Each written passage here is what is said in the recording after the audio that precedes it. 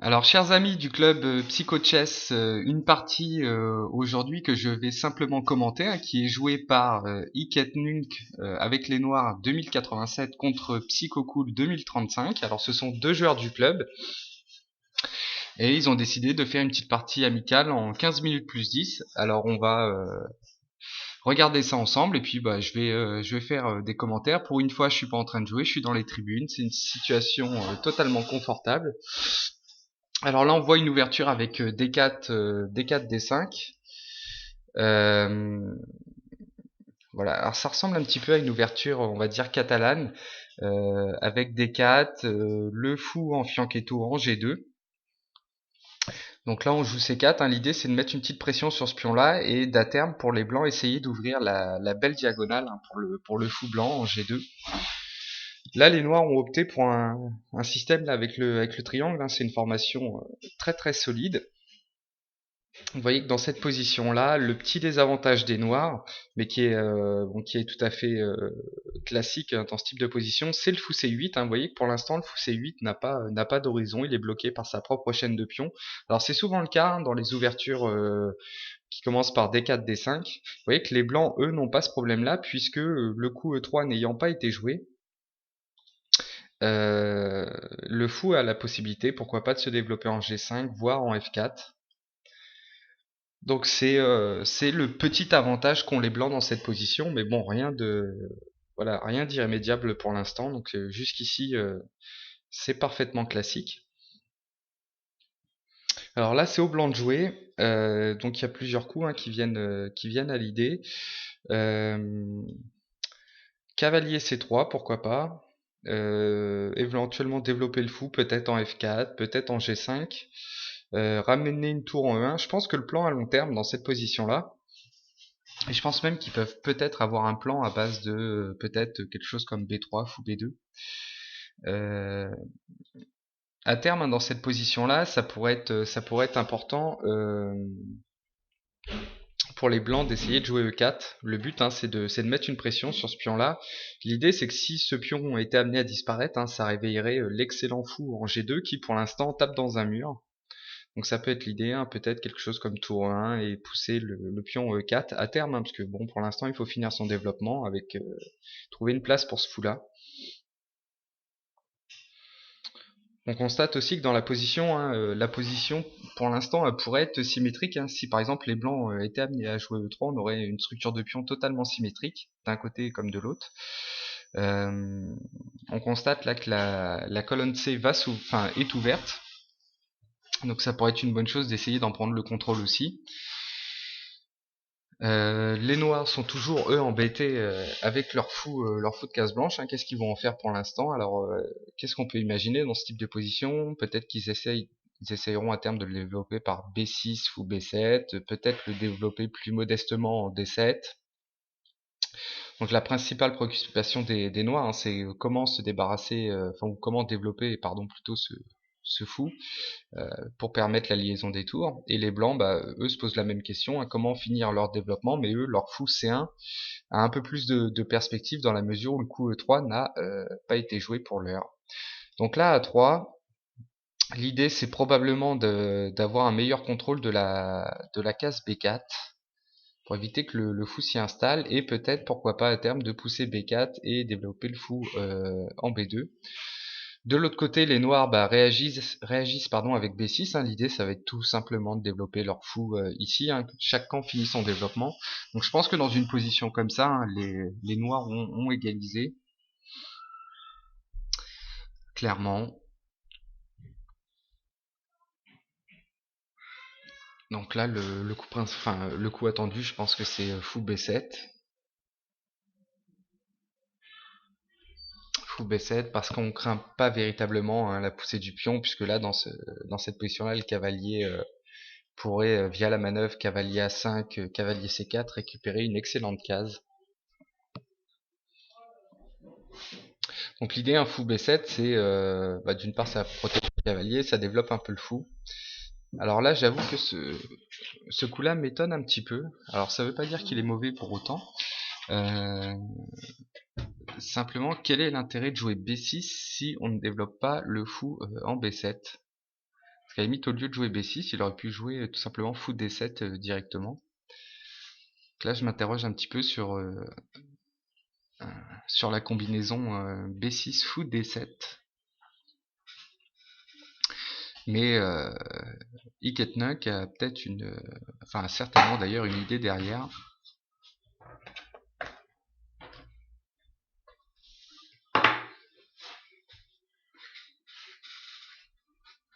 Donc du côté des blancs, un fou B2, c'est logique, ils achèvent leur développement.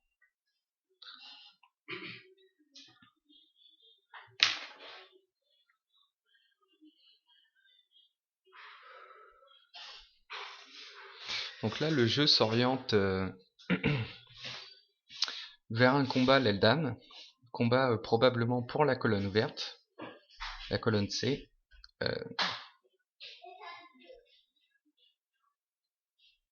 Et on remarque que dans cette position-là, avec le plan qui est en train d'être adopté, puisque les deux camps sont en train de lutter pour la colonne C, on constate que le fou en G2 est un petit peu triste, hein, puisque du coup, il a absolument aucune influence parce qu'il est gêné par la chaîne de pions adverse, et a priori, les blancs sont pas partis dans l'idée de pousser E4 et d'essayer de déstabiliser ce pion. Hein. On aurait pu penser, alors peut-être pas maintenant, mais on aurait peut-être pu penser à des coups comme tour E1, E4. Hein. L'idée c'est de prendre le pion. Alors c'est vrai que l'inconvénient c'est de se retrouver avec un pion isolé ici, mais ça libérerait le potentiel d'attaque du fou G2 qui pour l'instant est un petit peu triste.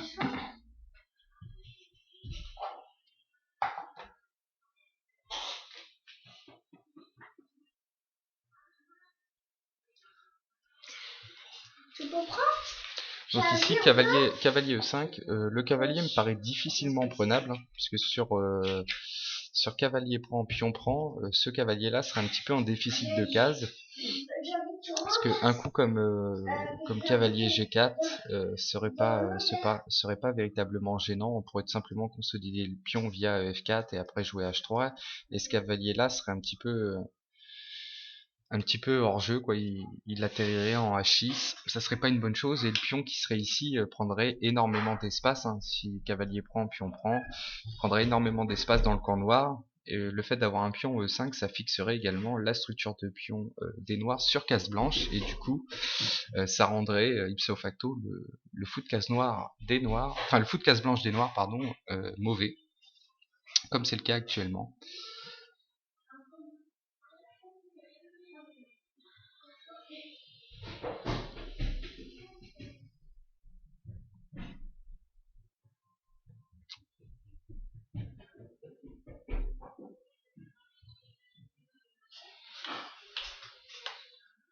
Alors pour l'instant le cavalier ici, hein, il menace pas grand chose puisque bon, cavalier prend fou, c'était pas une mauvaise opération évidemment pour les noirs. Hein. Leur mauvais fou échangé contre l'excellent cavalier blanc, c'était pas une menace. Et là, cavalier prend, fou prend.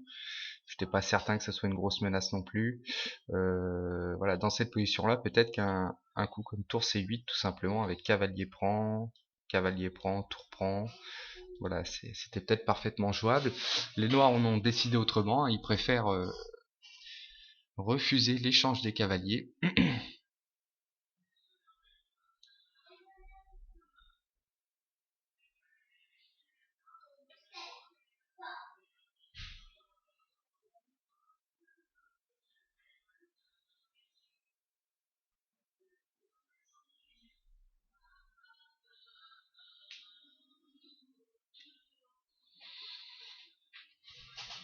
Donc au niveau du développement de chacun des camps, c'est à peu près égal. Il n'y a plus que la dame qui empêche la liaison des tours de chaque côté. Euh, Après, les blancs ont évidemment un petit avantage en raison de la présence du cavalier hein, sur l'excellente case E5. Mais bon, pour l'instant, ils peuvent pas véritablement valoriser cet avantage. Hein. Mais c'est vrai que bon, ils ont on va dire qu'ils ont un petit avantage en raison de la présence du cavalier sur cette excellente case centrale. Voilà, qui contrôle énormément de cases hein, dans le camp adverse. Et les noirs n'ont pas la possibilité de faire la même chose, hein, puisque cette case-là est solidement contrôlée par les blancs pour l'instant. Après, vu comment part la partie, je pense que la partie va certainement continuer par un combat pour prendre le contrôle de la colonne ouverte. Donc là, le coup E4, c'est un bon coup dynamique, on va dire. Le but, hein, c'est de réveiller le fou G2. Avec dans l'idée, par exemple, si cavalier prend ou pion prend, bon bah là, il y aurait reprise et le fou G2 deviendrait monstrueux sur la grande diagonale. Donc je pense que c'est l'idée. Après, les noirs sont évidemment pas obligés de prendre. Là, ils peuvent prendre s'ils le souhaitent. Donc ça va réveiller, donc après cavalier prend, ça va réveiller le fou G2. Mais en contrepartie, ils vont avoir un jeu contre le pion isolé, hein, puisque là, les blancs, pardon, se sont créés un pion isolé en D4. Et donc on va être dans une configuration bien connue du pion isolé qui peut être une force, on va dire, dynamique pour le camp qu'il a, mais une faiblesse statique à long terme, c'est-à-dire que si vous imaginez cette position-là, une fois que ce pion-là aura disparu, vous imaginez cette position-là sans aucune pièce mineure et uniquement les tours, il va être très difficilement défendable par les blancs, et là les noirs auront un avantage au stade de la finale. Mais par contre, avant d'arriver au stade de la finale, les blancs peuvent s'en servir comme un bélier, hein. Le but, c'est de pouvoir pousser à tout instant le pion D4 et créer des combinaisons. Donc ça, c'est l'idée des blancs, c'est le pousser au bon moment. Voilà, pour avoir un jeu dynamique. On voit que dans cette position-là, le fou maintenant s'est réveillé. Les noirs, eux, leur idée, c'est d'essayer de bloquer cette importante case D5. Donc on dit que le meilleur bloqueur, hein, c'est souvent un cavalier. Donc là, dans cette position-là, peut-être qu'un coup comme cavalier D5 mérite l'attention. L'idée pour les noirs, hein, c'est de créer une grosse case de blocage en D5, être sûr que ce pion ne puisse jamais avancer, et ensuite proposer des échanges de pièces mineures, le but étant d'arriver à une finale de pièces lourdes avec les blancs qui gardent cette faiblesse et pouvoir en profiter. Et les blancs de leur côté, le but c'est d'empêcher les noirs de verrouiller cette importante case, qui est déjà contrôlée 2 fois à ce stade. Donc c'est d'empêcher que les noirs bloquent la case et pousser le pion au bon moment pour également réveiller leur fou B2.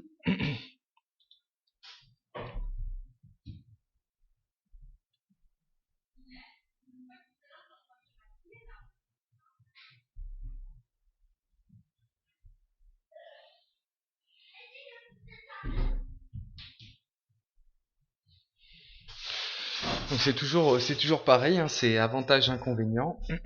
Les blancs ont accepté l'inconvénient du pion isolé, mais en contrepartie ont obtenu le réveil de leur fou G2 et on va dire des compensations dynamiques. De leur côté, les noirs ont des pièces un petit peu moins actives que les blancs à ce stade-là. Vous voyez notamment que voilà, le fou qui tape dans les pions, le fou en D7 qui a pas grande influence, le cavalier un petit peu hors jeu, mais tout ce manque d'activité des pièces noires en fait n'est que temporaire. Donc si les blancs ne jouent pas de manière énergique, les noirs vont avoir le temps de s'organiser, de créer un blocage sur la case D5, et ensuite les choses iront beaucoup mieux. Donc là, du côté des blancs, il faut vraiment chercher des suites actives pour valoriser le potentiel dynamique du pion isolé.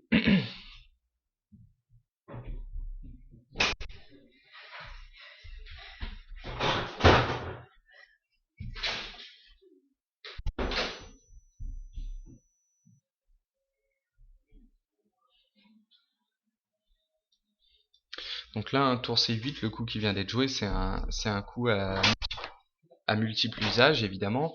Bon, d'une part, on enlève la tour de l'importante diagonale G2, et puis on met la tour sur une colonne ouverte.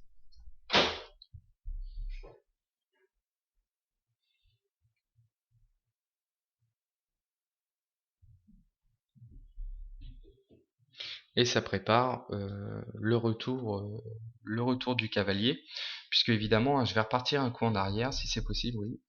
Dans cette position-là, je vais me mettre sur l'analyse. Un coup de cavalier ici pour ramener immédiatement le cavalier vers le centre, hein, à la place de jouer tour C8 qui est le coup de la partie, ça marchait pas tactiquement, puisque là vous avez cavalier prend échec, fou prend et cavalier prend, et là en fait ça perd une pièce. Vous voyez, donc les noirs ont évidemment bien vu ça, donc ils voient bien que leur cavalier n'est pas très heureux ici, hein. On dit qu'un cavalier sur la bande et en plus sur la deuxième rangée, c'est pas terrible, donc le but c'est de le ramener, mais simplement, voilà, s'il le ramène immédiatement, tactiquement ça marche pas, à cause de la découverte, donc c'est la raison pour laquelle, dans cette position-là, ils ont préféré jouer tour C8, puisque vous imaginez peut-être un coup comme ça, là c'est tout à fait possible puisque la même tactique que tout à l'heure ne marche pas, puisque là effectivement la pièce est défendue en fin de variante, et donc là il n'y a absolument aucun problème pour les noirs, bien au contraire. Donc on va revenir à la partie. Donc les blancs ont joué dame D2, donc l'idée c'est de ramener tout simplement, je pense, la tour en C1. Parce que le petit inconvénient des noirs, c'est que vous voyez que la dame là n'a pas de case. Donc si dans la position avant, par exemple, vous jouez tour ici, bah, il y a tout simplement un échange des tours, et là il n'y a pas de problème. Par contre, dans cette position-là, si les blancs jouent tour C1, les noirs seront quasiment obligés de prendre. Tour prend, parce que si sur tour C1 les noirs ne prennent pas, bah là il y a tout simplement tour prend, dame prend, tour C1, et là c'est les blancs qui récupèrent la colonne, puisque vous voyez que la dame interfère en réalité entre les deux tours. Donc on ne peut pas remplacer une tour par l'autre, en raison de la présence de la dame. Et donc là c'est un petit peu accentué d'ailleurs avec le coup fou E8, et c'est la raison pour laquelle les blancs viennent directement contester cette colonne. Et là si les noirs ne font rien, bah, il y aura prise ici, et au coup d'après on met la tour en C1 et on récupère pour soi la colonne. Alors ça peut être que provisoire, puisque l'avantage pourquoi on se bat pour les colonnes ouvertes, c'est parce que c'est très important de pouvoir éventuellement mettre une tour en 7ème rangée adverse, en 7ème ou en 2ème d'ailleurs pour les noirs. C'est important de mettre une tour ici, donc si on contrôle les colonnes ouvertes, la tour est extrêmement active et peut éventuellement s'infiltrer sur la 2ème rangée. Le problème, c'est qu'il faut encore qu'il y ait des cases d'invasion. Pour l'instant, les cases d'invasion sont contrôlées. Vous voyez que la case d'invasion ici est contrôlée 2 fois. Donc là, effectivement, la tour ne peut pas y aller pour l'instant. Mais c'est quand même important de se battre, hein, pour la colonne ouverte. Et notamment, c'est une question d'activité des pièces, tout simplement, hein, puisque vous voyez que la tour qui est sur la colonne ouverte ici est bien plus active que par exemple la tour en F8. Donc là, si vous imaginez un échange des tours, ces deux tours là disparaissent, la tour 1 vient en C1, elle sera super active par rapport à son homologue en F8. Donc c'est l'idée. Et c'est la raison pour laquelle c'est important. Voilà. Donc là, les noirs n'avaient pas véritablement d'autre option, à mon avis, hein, que d'échanger les tours. Puisque, encore une fois, s'ils n'échangeaient pas les tours, c'est les blancs qui allaient le faire. Donc si reprise de la dame, bah, on installait une tour. Et si reprise du cavalier, le cavalier aurait été un petit peu triste sur la 8ème rangée. Donc là, comme je l'indiquais tout à l'heure, hein, les noirs mettent en place leur plan. Leur plan, c'est de bloquer cette case-là. Bloquer la case D5, l'idée étant que le pion isolé ne puisse pas avancer, et si le pion isolé ne peut pas avancer, le fou B2 aura énormément de mal à jouer. Donc le but, ça va être de tenir la position comme ça, et éventuellement, à terme, hein, de renforcer la position de ce cavalier avec d'autres pièces. Donc pour l'instant, ça tient.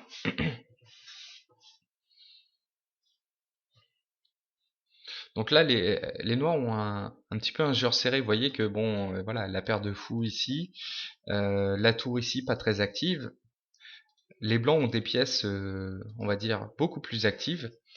Néanmoins, comme je le disais tout à l'heure, c'est vraiment un avantage temporaire puisque la position noire demeure très très solide. C'est pas facile de trouver le bon plan avec les blancs et de trouver la suite qui mettra KO l'adversaire. Et ça reste qu'un avantage temporaire, c'est-à-dire que si les blancs ne jouent pas des coups extrêmement précis pour prendre l'avantage, les noirs vont réussir à stabiliser leur position et ensuite passeront à la contre-attaque sur le pion, notamment sur le pion D4, hein, une fois qu'il y aura eu quelques échanges de pièces. Parce que dans cette position-là, voilà,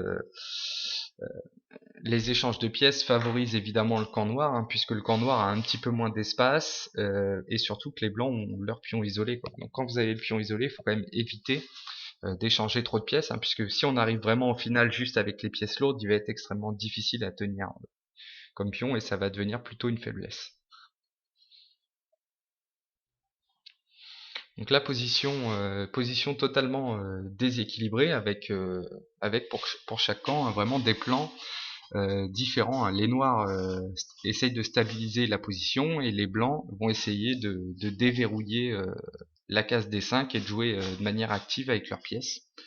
Donc là, hein, c'est l'idée de ce coup-là. Le but, c'est d'essayer d'enlever le défenseur de cette case-là et de déverrouiller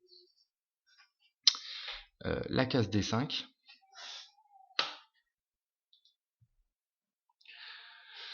Alors évidemment, la prise, a priori, on n'a pas vraiment envie, puisque sur prise dame prend, voilà, le pion après peut avancer, on aurait une batterie qui taperait ici, voilà, ça serait confortable.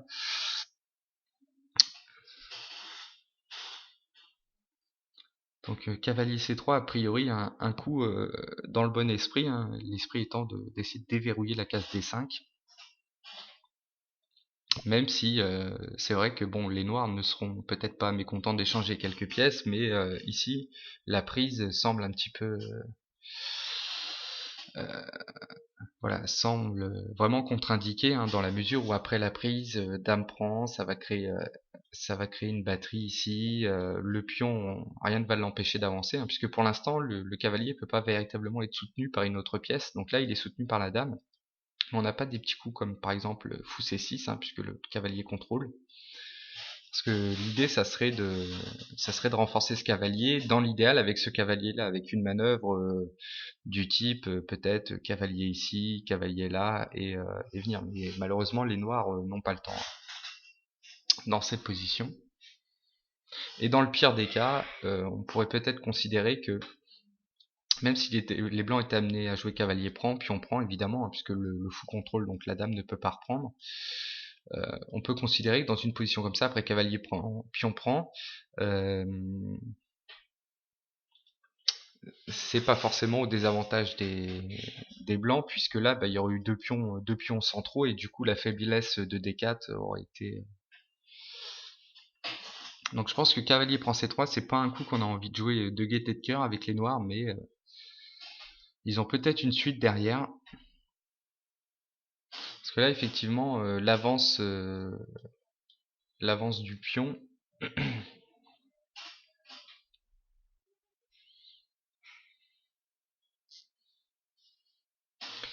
D'accord.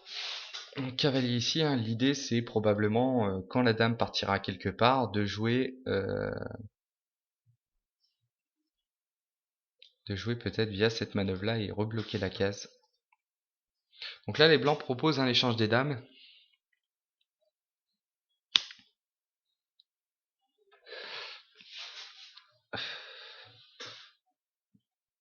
Alors qui a priori est... Enfin, les noirs a priori n'ont pas d'autre choix que de faire dame prend, puisque le pion ici est attaqué. Alors après, que se passe-t-il s'il pousse le pion? Pion prend, pion prend. Sur dame prend, tour prend, effectivement la tour qui est ici serait bien placée, mais je pense que le simple... Ah non, ça c'est pas possible parce que le cavalier contrôle. Ouais, donc l'idée des blancs, c'est de ramener une tour ici. Mais le problème, c'est qu'avec ceci, on se retrouve de plus en plus proche de la finale, et le pion isolé devient de plus en plus une faiblesse. Alors peut-être que l'idée, c'est de jouer sur dame prend, tour prend, et après, grosso modo, peu importe ce que font les noirs, essayer de pousser D5, se débarrasser de la faiblesse et faire revivre le fou. Mais voilà, a priori, hein, d'un point de vue purement théorique, l'échange des dames favoriserait plutôt les noirs. Alors après, peut-être que les blancs ont trouvé une suite tactique, hein, qui justifie cet échange un petit peu contre nature.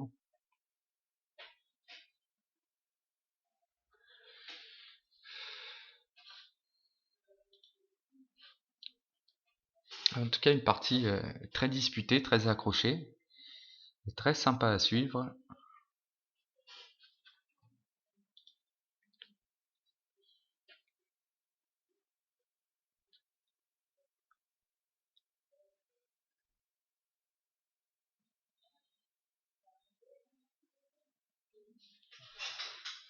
Avec ce fou de case noire, après l'échange des dames, ce fou de case noire est un petit peu triste pour l'instant, puisque le cavalier le domine totalement, il a que 2 cases à sa disposition. Alors après, est-ce qu'on peut pas envisager peut-être un coup comme F6, alors même si ça affaiblit grandement la case E6, ça permettrait de déloger ce très très fort cavalier là qui bloque toute la position noire.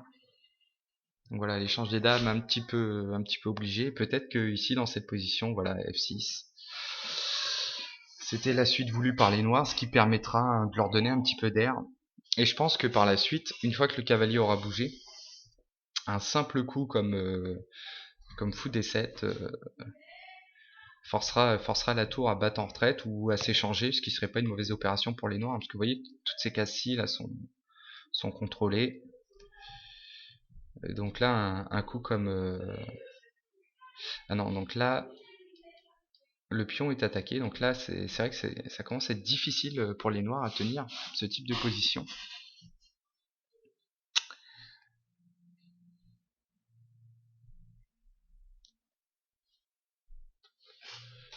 Quoi qu'on pourrait, on pourrait argumenter, s'il joue ici, il n'a pas le temps de capturer le pion, mais il aurait tout simplement tour prend, roi prend, et là cavalier prend, et les blancs auraient un bon pion de plus.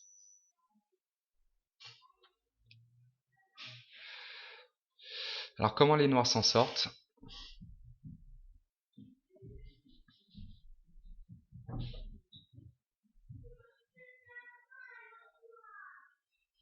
Ils poussent le pion. Ils essayent de créer du contre-jeu, c'est totalement logique, puisque dans cette position-là, le pion ici est tout simplement indéfendable. Vous n'avez pas de coup à la disposition des noirs pour défendre ce pion. Donc ils se lancent dans la contre-attaque, et ils essayent de compliquer les choses, ce qui est souvent une très bonne option d'un point de vue pratique, puisque le but c'est pas d'attendre de se faire exécuter par son adversaire. Si l'adversaire on est sûr qu'il va récupérer un pion, le but c'est d'avoir ce qu'on appelle du contre-jeu, et de lancer sa propre attaque, quitte à laisser un pion derrière. C'est effectivement une bonne décision d'un point de vue pratique. Puisque là, sur cavalier prend, vous avez simplement pion prend, et si pion reprend, là le fou récupère, donc vous récupérez votre matériel, et la position s'équilibre.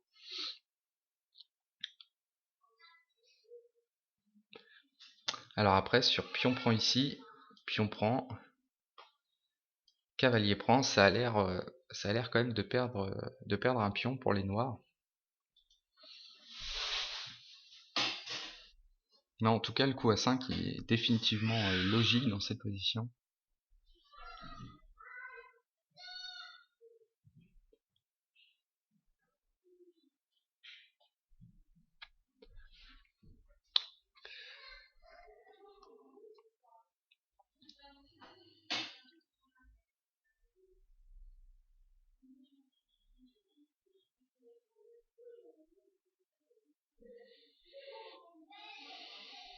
Donc les blancs décident de capturer le pion immédiatement. Alors ils ont peut-être vu une suite qui m'échappe, ce qui n'est pas impossible. Mais là, voilà, sur pion prend, fou prend, ça a l'air de récupérer le matériel.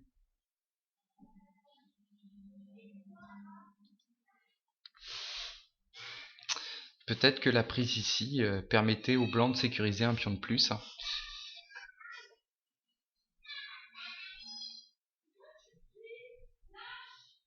Et là, les joueurs commencent à être à se rapprocher du Zeitnot. Ils ont 5 minutes pour les noirs, 3 minutes pour les blancs. Ils récupèrent 10 secondes par coup. Donc effectivement, ça laisse peu de place aux grandes réflexions.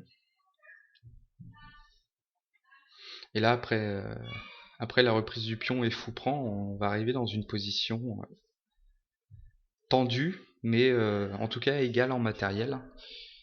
Vous voyez qu'il n'y aura pas de gros avantages. Il y aura 4 pions contre 4. Tout le monde aura la paire de fous.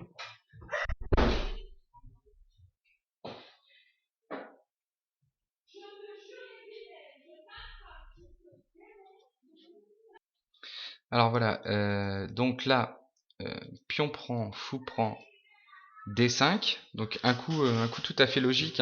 Le pion ici était une faiblesse, qui pouvait être à terme attaqué. Donc l'idée c'est d'échanger le pion D contre le pion E6, et c'est de se débarrasser de sa faiblesse. C'est l'idée des blancs, et c'est parfaitement logique dans cette position, puisque le pion D était un pion isolé qui allait être à terme très difficilement défendable. Donc très logiquement, les blancs essayent de s'en débarrasser. Et puis c'est susceptible éventuellement, en cas de prise ici, fou prend, ça fait échec, ça met le fou sur quand même une belle diagonale. Il y a peut-être des idées après pour ramener le cavalier ici, donc c'est parfaitement logique. Là, les noirs, à mon sens, voilà, ils peuvent éventuellement essayer de jouer E5, mais du coup, ça ferait du pion D5 un pion passé à 3 cases de promotion, et ça paraîtrait un petit peu dangereux, parce que ça peut aller vite, même si pour l'instant cette case-là est solidement tenue par les noirs, elle est contrôlée 2 fois et pas du tout par les blancs. Mais voilà, E5, ça serait dans cette position véritablement un coup responsable.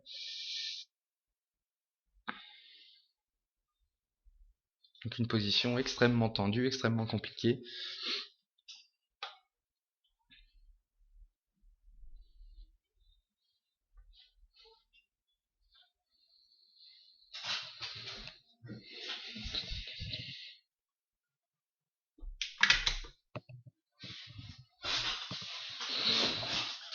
Donc voilà, les noirs proposent, donc on jouait fou F7, ils proposent l'échange des tours, avec dans l'idée si pion prend, fou prend, et là ce sont les noirs qui contrôlent cette grande diagonale là, et là le fou en fait a une belle diagonale, mais il n'y a plus véritablement d'action à l'aile dame. Je pense que c'est l'idée. Étant précisé que c'est vrai que pour l'instant les blancs ne peuvent pas pousser puisque la case est contrôlée 2 fois.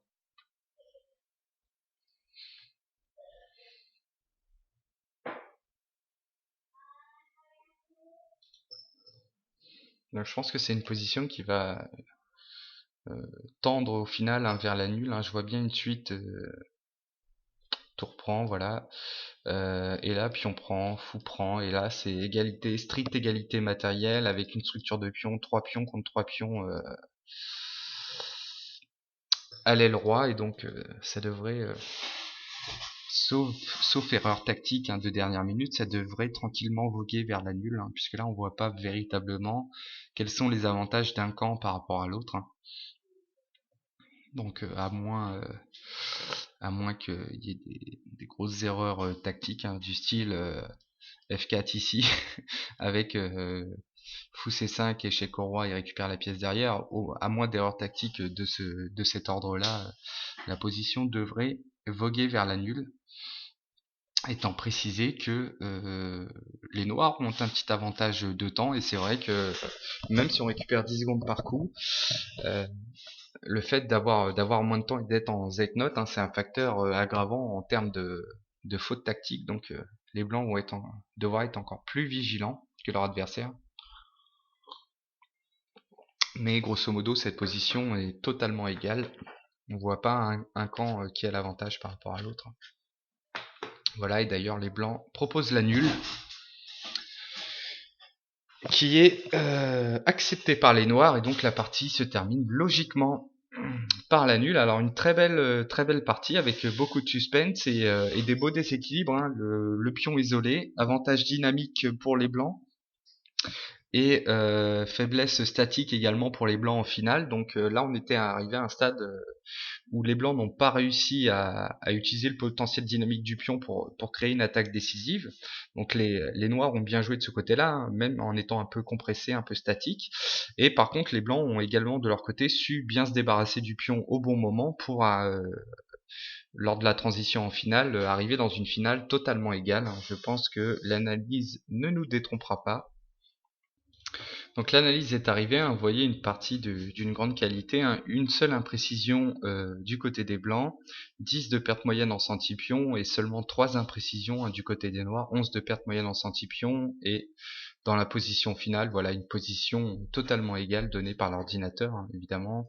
Le fait que tous les pions soient du même côté avec stricte égalité matérielle, chacun a la paire de fous plus un cavalier, voilà, de toute façon la position était archi nulle. Donc voilà, une partie plutôt sympa, encore une fois sur le thème du pion isolé. Et bah voilà, bah si vous voulez rencontrer les joueurs et puis également faire des parties avec eux et les analyser avec eux, je vous invite à vous inscrire sur le site et à venir les rejoindre.